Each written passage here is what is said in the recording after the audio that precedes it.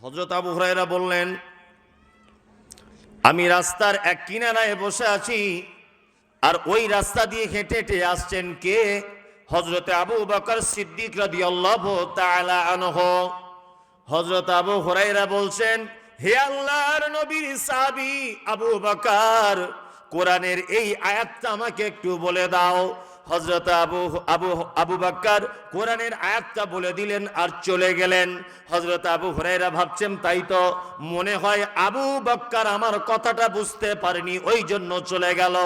হযরতে আবু বকর চলে যাওয়ার পরে ওই রাস্তা দিয়ে আসছেন কে? না হযরতে ওমর ফারুক রাদিয়াল্লাহু তাআলা আনহু। হযরতে আবু হুরায়রা বলছেন, হে আল্লাহর নবীর সাহাবী ওমর, একবার দাঁড়িয়ে যাও, কোরআনের এই আয়াতটা সম্পর্কে আমাকে একটু বলে দিয়ে যাও। হযরত ওমর কোরআনের আয়াত বললেন, চলে গেলেন রাস্তা দিয়ে। হযরত আবু হুরায়রা ভাবছেন, আমার মনের কথা কেউ বুঝলো না, আমি 2-3 দিন খেতে পাই নাই, আমার মনে হয় আর খাওয়া হবে না, এই রকম মনে মনে ভাবছেন। তারপরে রাস্তা দিয়ে হেঁটে হেঁটে আসছেন কে? আল্লাহর নবী জনাবে রাসূলুল্লাহ সাল্লাল্লাহু আলাইহি ওয়াসাল্লাম রাস্তা দিয়ে হেঁটে হেঁটে আসছেন। কে আসছেন? আল্লাহর নবী। আল্লাহর নবী আবু হুরায়রার দিকে এরকম করে তাকিয়ে মুচকে হাসছেন। আবু হুরায়রা বলছেন, আল্লাহর নবী, আপনি কি আমার ব্যাপার বুঝতে পেরেছেন? আল্লাহ নবী সাল্লাল্লাহু আলাইহি ওয়াসাল্লাম আবু হুরায়রার দিকে তাকাচ্ছেন আর বলছেন, আবু হুরায়রা, চলো আমার বাড়িতে চলো। সাহাবীদের যুগে অলৌকিক ঘটনা ছিল কিনা শুনুন। আল্লাহ নবী সাল্লাল্লাহু আলাইহি ওয়াসাল্লাম আগে আগে হাঁটছেন, আগে পিছনে পিছনে হাঁটছেন কে? আবু হুরায়রা। সুবহানাল্লাহ সুবহানাল্লাহ। হযরত আবু হুরায়রা পিছনে পিছনে যাচ্ছেন। আল্লাহ নবী সাল্লাল্লাহু আলাইহি ওয়াসাল্লাম বাড়িতে গিয়ে বললেন, দেখলেন যে 1 পেয়ালা দুধ আছে। কতটা বললাম? 1 পেয়ালা দুধ। ভালো করে বোঝার চেষ্টা করুন। আচ্ছা বলুন তো, 1 পেয়ালা দুধ কতজনার হতে পারে? একজনারই হবে না।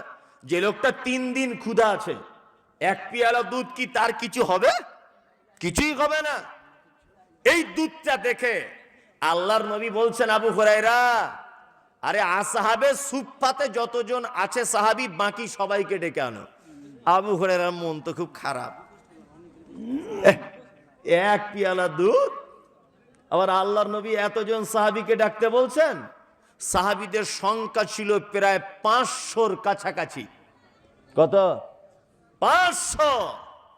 হযরত আবু হুরায়রা কি মনে মনে ভাবছেন যে মাত্র 1 পেয়ালা দুধ আর এত সাহাবীকে ডাকবো, কিন্তু আল্লাহর নবী বলেছেন উপায় নাই, যেতেই হবে।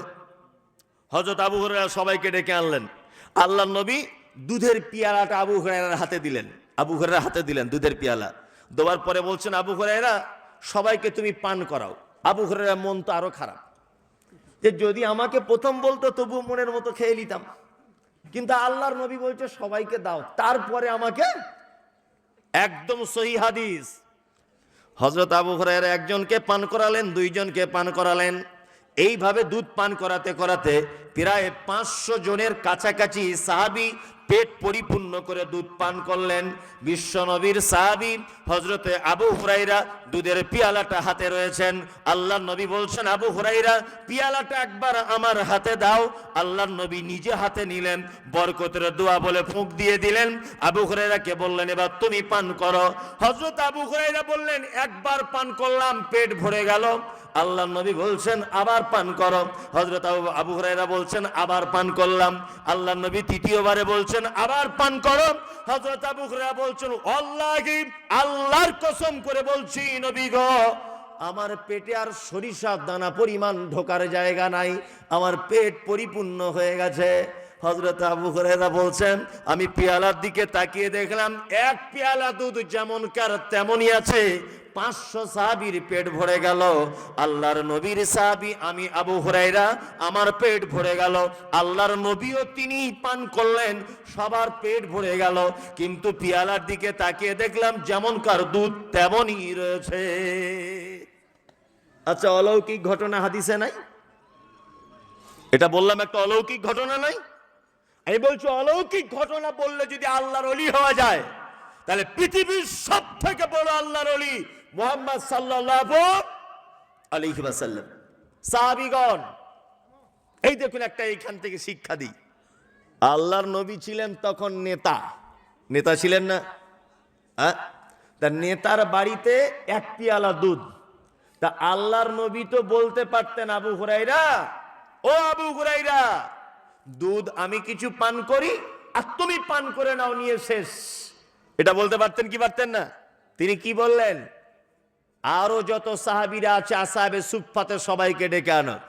তার মানে নেতার চরিত্র দেখুন, নেতার অধীনে যত মানুষ আছে তাদের খাওয়া দাওয়া হচ্ছে কিনা খোঁজ নেওয়ার জন্য এক পেয়ালা দুধ পর্যন্ত ভাগ বিলি বন্টন করছেন সব মানুষের ভিতরে। আমাদের নেতাদের এরকম চরিত্র অবশ্য, তাই না? 10 বস্তা যদি চিনি আসে নেতার বাড়িতে, তা আগেই ওই মোটামুটি করমদিঘির বাজারে আগেই 4 বস্তা বিক্রি করে দিয়ে তবে ঘরে ঢোকে। হ্যাঁ, আর এখনকার নেতাদের চরিত্র সুবহানাল্লাহ সুবহানাল্লাহ, পায়খানা ঘরের টাকা পর্যন্ত মেরে দিচ্ছে। সরকারি যে পায়খানা ঘর আসছিল 1500 না 2000 টাকার, ওই টাকা পর্যন্ত মেরে দিচ্ছে, তাই না? ওই জন্য বলি মুসলিম যুবক, তুমি যে নেতার পিছনে ঘুরছ, এই নেতার 2 রকমের চরিত্র। জনগণের সামনে এক রকমের চরিত্র, আর তোমার সামনে আর এক রকমের চরিত্র। ভোট হয়ে গেলে আর এক রকমের চরিত্র, ভোটের আগে আর এক রকমের চরিত্র বর্তমান নেতার। কিন্তু মুহাম্মদ সাল্লাল্লাহু আলাইহি ওয়াসাল্লামের চরিত্র কেমন? সুবহানাল্লাহ সুবহানাল্লাহ সুবহানাল্লাহ, কেমন চরিত্রবান তিনি। মক্কা ছেড়ে যখন মদিনায় চলে এলেন, মদিনায় আসার পর একটা উঁচু জায়গাতে উঠে বক্তব্য রাখতে গিয়ে বলছেন, মান তারাকা দাইনান আও জিয়ান ফালিয়া, হে মদিনার ক্ষুধার্ত মানুষেরা, হে মদিনার বিধবারা, হে মদিনার এতিমেরা, হে মদিনার কষ্টে থাকা মানুষগুলি, তোমরা তোমাদের ব্যাগ, তোমরা তোমাদের ঝোলা আমাদের হাতে দিয়ে দাও। আমি মুহাম্মদ সাল্লাল্লাহু আলাইহি ওয়াসাল্লাম আজকে থেকে তোমাদের খাদ্যর দায়িত্ব, তোমাদের পানির দায়িত্ব, তোমাদের বস্ত্রের দায়িত্ব, সমস্ত দায়িত্ব আমি মুহাম্মদ সাল্লাল্লাহু আলাইহি ওয়াসাল্লাম নিজের কাঁধের উপরে তুলে নিলাম। এই হচ্ছে নেতা। সুবহানাল্লাহ।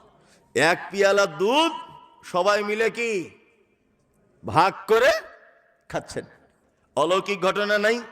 আর একটা ঘটনা আপনাদেরকে শোনাই, একদমই সহি ঘটনা। দেখুন অলৌকিক ঘটনা কাকে বলে। এক খন্দকের যুদ্ধ হয়েছিল, জানেন? খন্দকের যুদ্ধ, এটা একেবারে শেষ পর্যন্ত শুনবেন, দেখুন অনেক জ্ঞান রয়েছে, তো অনেক জ্ঞান। খন্দকের যুদ্ধ হলো। খন্দকের যুদ্ধতে আল্লাহ নবী সাল্লাল্লাহু আলাইহি ওয়াসাল্লাম বড় চিন্তিত অবস্থায় ছিলেন, খুব টেনশন করছিলেন। কেন? মুসলিমরা ছিল সংখ্যায় কম আর মুশরিকেরা ছিল সংখ্যায় বেশি। আল্লাহ নবী সাল্লাল্লাহু আলাইহি ওয়াসাল্লাম ভাবছিলেন যে মনে হয় আমরা যুদ্ধতে কি করব তার ঠিক নাই, আমার অসংখ্য সাহাবীগণ তারা মারা যাবেন। একটা একেবারে অল্প বয়সের সাহাবী, নাম তার কি? সালমান ফারসি। ছোট্ট অল্প বয়সের সাহাবী সালমান ফারসি। সালমান ফারসি বলছেন, আল্লাহর নবী টেনশন করার দরকার নাই, এক কাজ করুন, মক্কার মুশরিকেরা যখন আমাদেরকে মারতে আসবে, ওই রাস্তাতে যদি একটা খাল যদি কেটে দিই, খাল একটা, এইখানে যদি খাল থাকে, আমি যদি এই দিকে থাকি, আপনি যদি ওই দিকে থাকেন, তা আমাকে মারতে গেলে খালে নেমে উঠে তবে মারতে হবে। সালমান ফারসি বলছেন, আল্লাহর নবী একটা খাল কাটা হোক, পরিখা খনন করা হোক, তারা আমাদেরকে আঘাত করার জন্য যখন তারা খালে নামবে, আমরা উপর থেকে তাদেরকে আঘাত করব, তাহলে আমাদের সুবিধা হবে। আর যুদ্ধতে কৌশল করা জায়েজ, চলবে। প্রতিপক্ষকে পরাজিত করার জন্য অনেক সময় কৌশল করা যায়। হাদিসটা কত চমৎকার, দেখুন আপনার চোখে পানি চলে আসবে, কত সুন্দর মর্মান্তিক একটি হাদিস। আল্লাহ নবী সাল্লাল্লাহু আলাইহি ওয়াসাল্লাম বললেন সালমান ফারসিকে, ও সালমান ফারসি, তাহলে এক কাজ করো, খালটা কাটা হোক। সাহাবীরা বাড়ি থেকে গাঁইতি, কোদাল, কুড়ুল যে যেমন পেরেছে সবাই নিয়ে খাল কাটার কাজ শুরু করছে। আল্লাহ নবী সাল্লাল্লাহু আলাইহি ওয়াসাল্লাম খাল কাটার সময়তে সাহাবীদের দিকে তাকিয়ে একটা কথা বলেছিলেন, শোনো, নতুন যারা বিবাহ করেছো শুধু তারা বাড়ি যেতে পাবে, আর কেউ বাড়ি যেতে পাবে না।